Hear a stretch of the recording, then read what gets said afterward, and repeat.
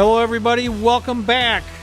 My name is John. This is my channel, The Origin Factory. It is June 18th, Tuesday, 2024.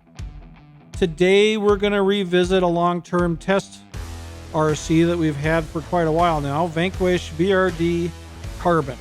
But before I get to all that, a little bit of channel business. Those of you who have subscribed already, thank you very much. Greatly appreciated. That helps us out the most right now as a new channel. We've only been doing this for about 2.5 months, and we've been doing wonderful. I'm very happy with all the growth we've had, all the participation from everybody who's been watching.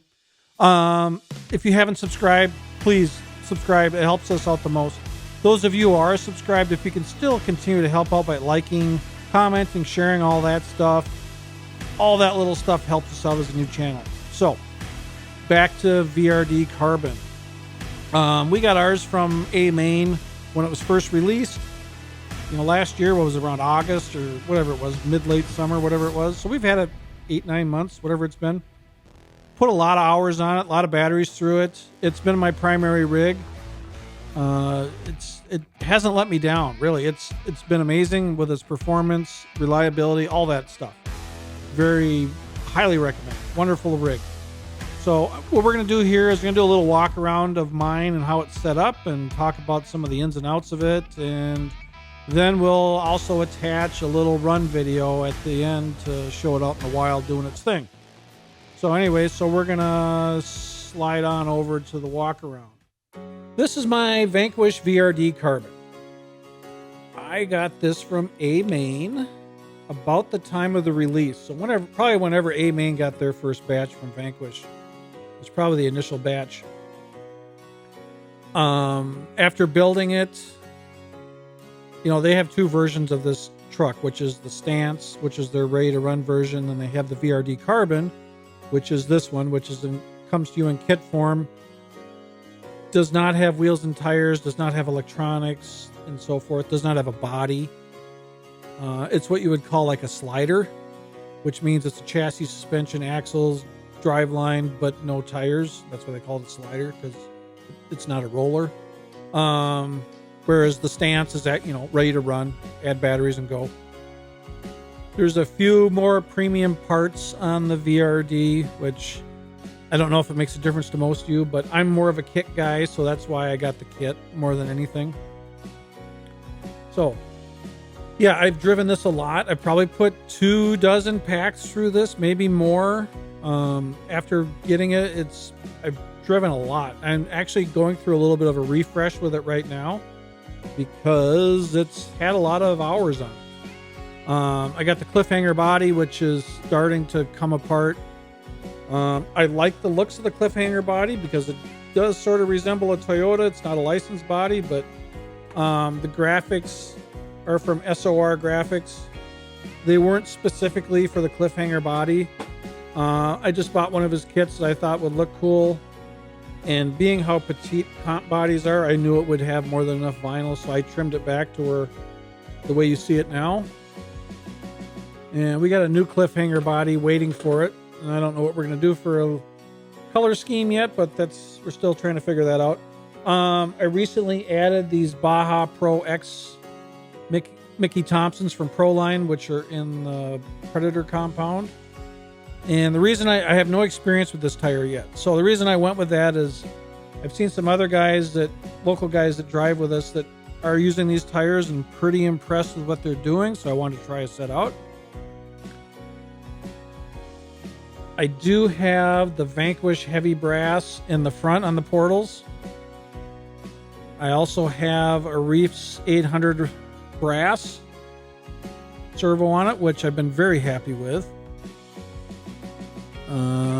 Those of you guys who know VRDs, the carbons, you'll know that those shocks aren't the stock ones. So at the original shocks, I just pulled them off because they were leaking badly, and I had just built that Optic H10 from Vanquish, and I pulled the shocks off of that to put Prices on it. And I thought, oh, I'm just going to put those on here and have a fresh set. So part of my refreshing of this truck was swapping out the shocks. I did put the VRD springs back in it, the ones that came with it, not the springs off the optic. And another mod I made to it was I added an SCX-10-2 battery tray. And I don't remember if the bracket that it's mounted to is from the SCX-10-2. So if anybody's wondering how I did it, I know for sure the battery tray is out of SCX-10-3. I don't remember if that's a mounting bracket off the SCX-10 or if that was something else I made work. But yeah, I did that to try and get the battery centered. My only regret with that is having the battery that far back. And the reason I say that is one of our local guys, his rig, he's got, a VRD carbon also. And he's got his battery mounted up front here by the servo between the frame rails, running a small pack like a 1500 milliamp or 850 or something like that. And he's a great driver, don't get me wrong, but my truck does not do the same stuff his does. And I think it's hurting me a little bit to have the battery that far back. And so I really want to make, that's probably the only thing I'll do to this now is move the battery to the front just to see if that makes enough of a difference. I do know when I'm out for the day, if I'm running a big battery back here, that it really holds me back, having a big battery, something in excess of 3000 milliamps, 3S, somewhere in there. You really notice that weight back there compared to running a lighter battery. So yeah, I really want to try bringing a small battery all the way to the front and see how it performs then. Like all my rigs, I've got, I'm just creature of habit. I really like the Fusion Pro SE 2300 kV. That's worked flawlessly. It's done everything it needs to do. Of course, I'm a Futaba guy, so there's my servo. There's the power switch for the Fusion Pro. Otherwise, it's all stock other than the brass up front, and changing out to a fresh pair of S80 shocks. Yeah, it's really a great rig. I'd highly recommend it to anybody who's not focused on so much on scale looks and just wants something that's just going to perform and do all sorts of fun stuff and make you look like a really great driver, probably more than you thought you were. So yeah, in conclusion with the VRD carbon, I guess the only issue I really had with it was I think I lost one portal gear in it. And I don't remember what I was doing. I don't know if I bound it up or not. At the time, it didn't really seem like a big deal because, like I said, I've put like a couple dozen battery packs through this thing. This thing has been driven hard. So for a portal gear to crap out on me whenever it did, it didn't really make an impression with me at the time. Like, why did it happen? It was more like it was about time for something to break. I mean, I've driven this truck really hard. It's really taken a lot of use and abuse, and it's been a really solid truck. I'm very happy with it. I mean, I would highly recommend this over anything right now. As far as, if you're not wanting something to look scale, a representation of an actual vehicle, and you're more wanting something that just performs and just put it to any challenge and hope, just to see what it does. Yeah, I would get this in a heartbeat. I wouldn't recommend anything else. Yeah, I guess the only problems I had is the shocks and the one portal gear, which didn't bother me as much on this rig because of how much use I got into it before I had any problems compared to some other stuff I've used. But yeah, the one recommendation I would make is try to get your battery to the front. If you have a way to move it to the front, in front of the shock towers. The other guy we drive with, his truck is just like a couple clicks more capable than mine. So it's like, I want to try that on mine so I can see if I can get the same results, of course. So yeah, so I'll attach a little running video here at the end and showing some stuff that we did with it.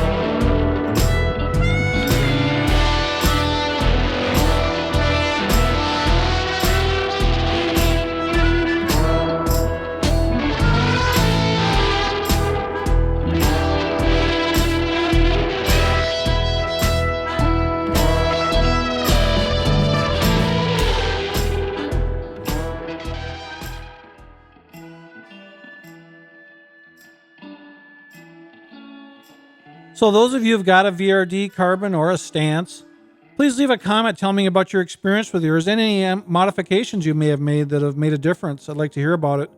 Like I said, mine's been really reliable, minimal maintenance, just throw batteries at it and go, which has been wonderful. And I enjoy kits, so it was nice to build one.